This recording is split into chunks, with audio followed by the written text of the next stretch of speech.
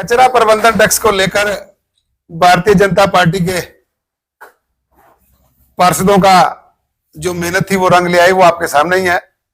परंतु ऐसा भी अब सुनने में आया कि कुछ लोग इस बात को लेकर हो हल्ला मचाने में लगे हुए हैं कि ये हमने करवा दिया। मैं एक छोटी सी बात आप लोगों के साथ एग्जाम्पल पे रखूंगा कि आज से लगभग 20 साल पहले कांग्रेस की सरकार थी। उस समय राज्यसभा सांसद माननीय स्वराज कौशल जी थे।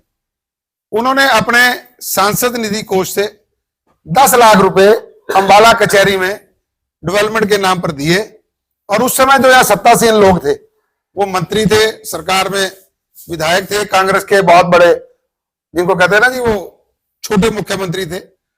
उन्होंने उस कार्यक्रम होने के बाद जब वो सारा निर्माण पूरा हो गया, उस पर जो पत्थर था वो अपने नाम का लगवा दिया। परंतु हम लोग सजग कार्यकर्ता थे भारतीय जनता पार्टी के, और हमें ये जानकारी थी कि वो पैसा माननीय सांसद स्वराज कौशल जी के यहां से आया है। वो पत्थर तो हम नहीं हटवा पाए, परंतु उन्हें उद्घाटन नहीं हमने करने दिया था।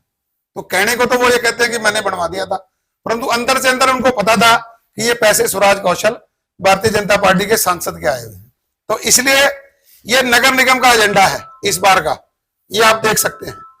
जो लोग एजेंडा तय करते हैं, जो लोग एजेंडा अधिकारियों के साथ बैठ के बनाते हैं, उन्होंने इस एजेंडे में कहीं भी कचरा प्रबंधन टैक्स को नहीं लिया। अब हायो शेरा कोई नहीं तेरा, जो मर्जी करके जो मर्जी कहते रहे।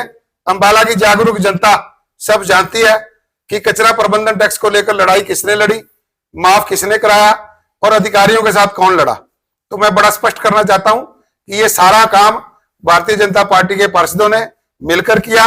अब ये मेरा सौभाग्य था कि इन सब ने इस काम की लड़ाई के लिए मुझे आगे किया हुआ था। हम हर बार ऐसा ही करते हैं। हाउस में कोई मुद्दा होता है, कोई हितेश जी उठाते हैं, कोई शोभा जी बोलते हैं, कोई हमारी बहन सीनियर डिप्टी मेयर रखती है, कोई अर्चना जी रखते हैं, कोई मनीष जी रखते हैं। तो इस मुद्दे को उठाने का सौभाग्य मुझे दिया था इन सब ने, तो मैं इन सबका भी आभार व्यक्त करता हूं। और हमारी इस लड़ाई की जीत के लिए मैं माननीय मुख्यमंत्री मनोहर लाल जी का भी बहुत आभार व्यक्त करता हूं और विधायक जी का भी आभार करता हूं कि बिल्कुल इसी सब के लिए हमारी लड़ाई है। देखिए, हमारा केवल मुद्दा समस्या और समस्या का समाधान नहीं है।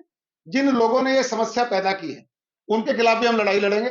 आपको ध्यान होगा, इस बार भी जो हाउस की मीटिंग हुई, जितनी भी वो चली, उसमें हमारे साथी मनीष ने, जो कर्मचारी अपनी मनमानी करते हैं, पार्षदों से उचित व्यवहार नहीं करते, जनता से उचित व्यवहार नहीं करते, उनके खिलाफ आवाज उठाई थी। और हम ज्यादा कदा ये सारी बातें अपनी पार्टी के संज्ञान में, विधायक के संज्ञान में लाते रहते हैं। ये सबसे एक अहम मुद्दा है, लोगों को भी जागरूक होना चाहिए।